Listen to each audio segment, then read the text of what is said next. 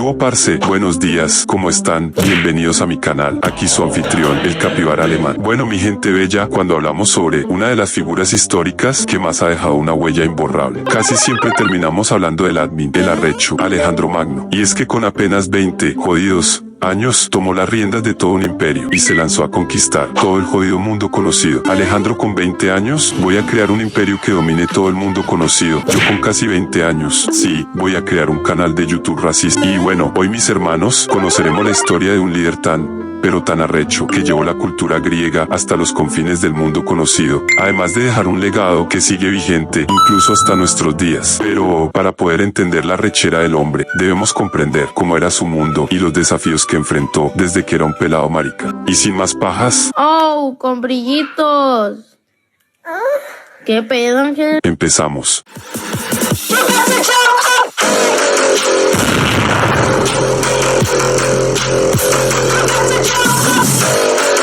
Antes de que el papucho de Alejandro existiera, lo suponía. cállate. En fin, Grecia estaba compuesta por un montón de ciudades-estado, y como si se tratara de Twitter, X. Uy, perdón mis hermanos, problemas técnicos. La cuestión, todas estas ciudades-estado frecuentemente se daban de putazos entre sí. ¿Y cuáles eran estas ciudades-estado? Bueno, estos eran Atenas, Esparta, Tebas, Corinto, como sea, Macedonia, que estaba más para el norte, era vista por muchos de estas ciudades-estado como un montón de mancos bárbaros. Sin embargo, bajo el reinado de Filipo II, el taita de Alejandro convirtió a Macedonia en una potencia militar papá. Esto debido a que actualizó el software de ataque utilizando una falange moderna y bien entrenada. Eche, ¿y esa monda qué es? Bueno, según San Google, la falange es una formación táctica de infantería pesada, generalmente en una formación rectangular, que era muy utilizada en la antigüedad por los griegos. La falange se caracterizaba por tener soldados armados con lanzas, picas o armas similares, dispuestos hombro con hombro en varias filas. Ah, ya. Básicamente son los que acarrean la partida.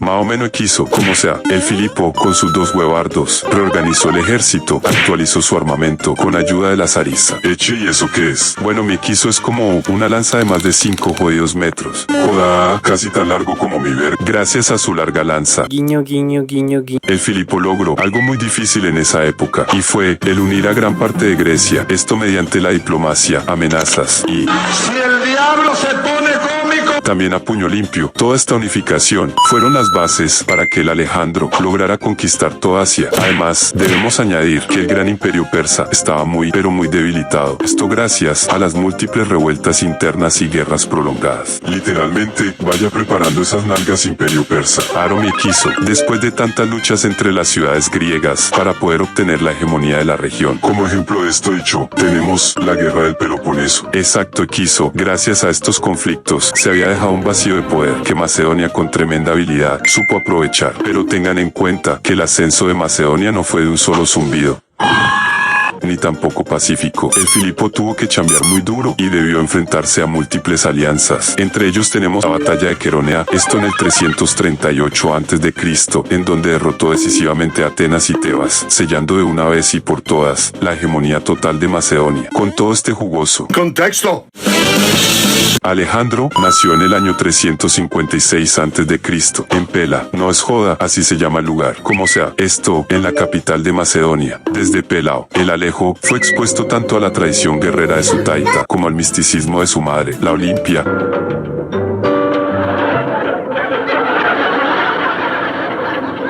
Cosa bonita. Cosa bien hecha.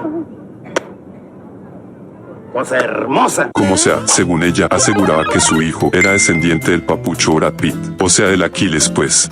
¡Ese vato me representa! ¡Eres mi Dios! ¡Eres mi Dios! ¡Eso, cabrón! ¡Eso! ¡Eso! ¡Sácate la verga! ¡La has de tener preciosa! Y no fue nada gay. Primero sáquense eso de la cabeza. Como sea, sus estudios estuvieron en manos de Leónidas y Lisímaco, pero el verdadero tutor del Alejandro fue nada más y nada menos que el admin Aristóteles. Bajo su guía, el Alejo se puso juicioso con sus estudios, ya que el mero estudió filosofía, medicina, astronomía y literatura. Su gran carácter fue moldeado por sus sueños húmedos de obtener la gloria. Con solo 16 años, el Alejo fue nombrado nombrado nada más y nada menos que regente. Y durante su regencia, el Mero aplastó una revuelta que sucedió en Tracia. Ya la verga, tan joven ya repartiendo vergas. Con 18 años, comandó a la caballería en Queronea, donde junto a su taita logró vencer a una coalición de polis griegas y empezando a formar su leyenda. Cuando su taita, Filipo II, fue asesinado. Esto, según dicen los chismes, posiblemente Olimpia, su mujer y madre de Alejandro, estuvo detrás de su asesinato. Y aja las fuentes.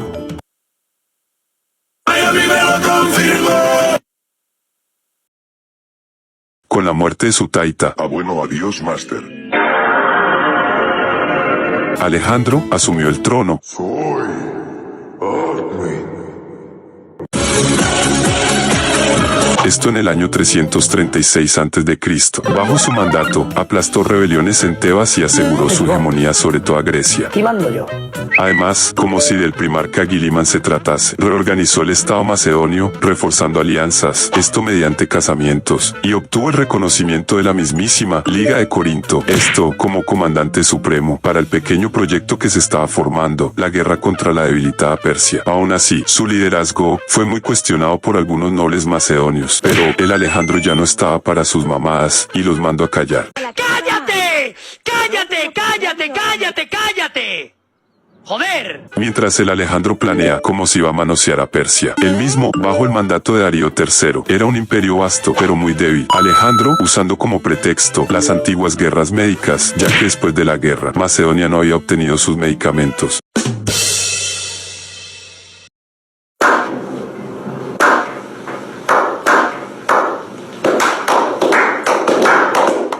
Como sea, con este pretexto, el Alejandro empezó su expedición panhelénica contra los persas. En el año 334 a.C., el Admin cruzó el Helesponto con más de 40.000 soldados, logrando una gran victoria, esto en la batalla del Gránico. En el 333 a.C., se enfrentó al mismísimo Darío, esto en Isos, en donde, utilizando todas sus neuronas, aplicó tácticas envolventes y logró otra estupenda victoria. Darío, viendo que le partieron el culo, se escapó y abandonó a su familia, como si de buen papa latinoamericano se tratase. Aún así, el Alejandro, como buen macho que es, las trató con honor, ganándose aún más el respeto. Tras la conquista de Fenicia y someter el Alejo, aún le faltaba conquistar Tiro, y es que este último era una isla reforzada. Y aja como carajo el Alejandro logró obtener esa isla. Nah, muy fácil mi quiso, solo fue asediar esa isla durante 7 jodidos meses, y fue tan fácil la toma de esta isla de mierda, que se construyó un espigón que, hablando en cristiano, es como un puente de tierra para poder llegar a la jodida isla.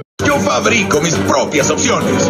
En efecto, mis amigos, tiene ahora el Alejandro. Con la toma de esta isla, el Mero marchó hacia Egipto, y allí fundó la ciudad de Alejandría, y además fue proclamado hijo de Amón, esto en el oráculo de Sigua. Uf, tremenda harina se metieron en la nariz. En el año 331 a.C., en Gaugamela, Alejo se enfrentó de nuevo con los persas, pero esta vez se enfrentarían al grueso del ejército persa. Pese a ser superado de forma numérica, a Alejandro esta desventaja numérica le sirvió para limpiarse sus nalgas. Y es que decir que se cogió el ejército persa se queda muy corto. El Alejandro abusó de forma bestial a los persas.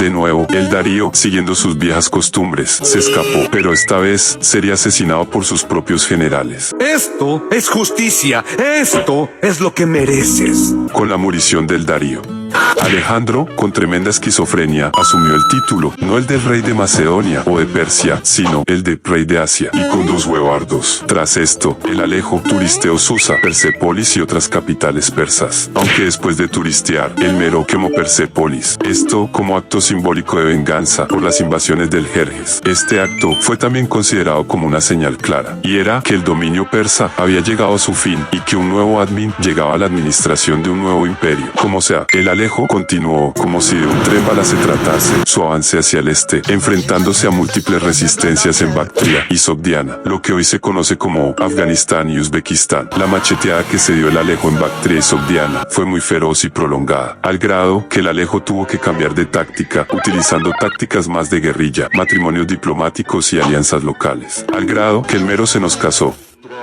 Esto con doña Roxana, una princesa sogdiana. Durante estas campañas, en donde el Alejo se estaba dando de machetazo en el cerro, empezó a usar viejas costumbres persas, entre ellos la prosquinesis. Eche, ¿y esa monda qué es? Bueno, eso es básicamente, era hacer reverencia ante el rey. Cosa que a sus generales macedonios no les gustó ni un chimbo. Además, la gota que derramó el vaso fue la ejecución de algunos de sus oficiales por Dispárenle con ternura. conspiración, incluyendo a Crito, su antiguo salvador, algo que, en vez de mejorar su situación, solo lo empeoró. En el año 326 a.C., el Alejo cruzó el Indo y se enfrentó a los poros, esto en la batalla de Lidaspes, y aunque ganó, su ejército ya estaba mamado de culé de viaje que se estaban echando, y ellos dijeron que ni por el putas iban a caminar un metro más, a lo cual Alejandro cedió y comenzaron el retorno. El cruce del Indo y el viaje hacia el este fue una locura, enfrentándose a un clima del culo, elefantes de guerra.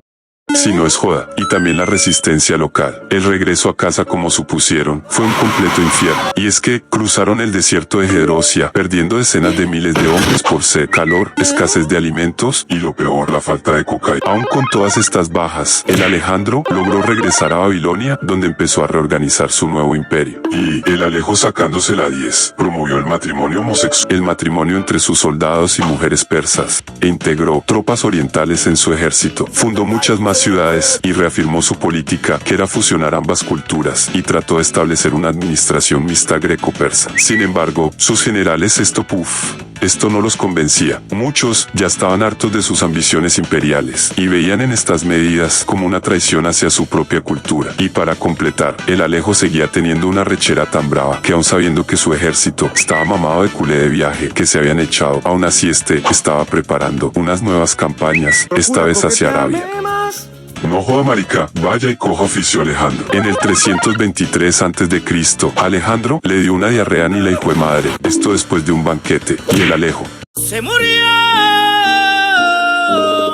Nah, pero ya hablando en serio, las teorías sobre su morición incluyen a la malaria, fiebre tifoidea, pancreatitis, e incluso se teorizó sobre el envenenamiento. El men solo tenía 32 años cuando se petateó. Tras su muerte, el huevón dejó un vacío ni el berraco, ya que no dejó a un heredero claro, y su hijo póstumo, Alejandro IV, pues no duró mucho, ya que lo mandaron a asesinar con tan solo 14 años. Venga, ¿será que el hijo de Alejandro murió virgen? Sus generales, los famosos diadocos, se dividieron el imperio por sus huevos. Ptolomeo se tomó el Egipto, Seleuco Asia, y Antígono se quedó con Frigia y gran parte de Asia Menor. Y es que a pesar del colapso político, empezó una nueva era, la famosa era helenística, en donde se fundaron importantes ciudades como Alejandría. Se expandió el comercio, la ciencia, la filosofía, el arte, figuras como el admin Arquímedes, Euclides o Eratóstenes. Las conocemos, esto gracias a esta fusión cultural. El idioma griego se convirtió en lo que hoy en día es el inglés, una lengua franca del comercio y la diplomacia, esto por muchos siglos. Alejandro Magno fue un conquistador muy arrecho. Su ambición no conocía límites, era un gran estratega y fue un antes y un después para el mundo antiguo. Aunque su imperio duró menos que Boca en la Copa Libertadores, su influencia y su figura inspiró a otros grandes generales de nuestra historia. Entre ellos está el César, el Napoleón, e incluso en la actualidad se lo estudia como símbolo de liderazgo. Con apenas 12 años chameando con el tema de la conquista, el Alejo logró controlar desde Grecia hasta la India. Fue un genio militar, un político audaz y un mito viviente. Alejandro no solo cambió la historia, sino que la marcó para siempre, como la chancla de tu mamá a tu espalda.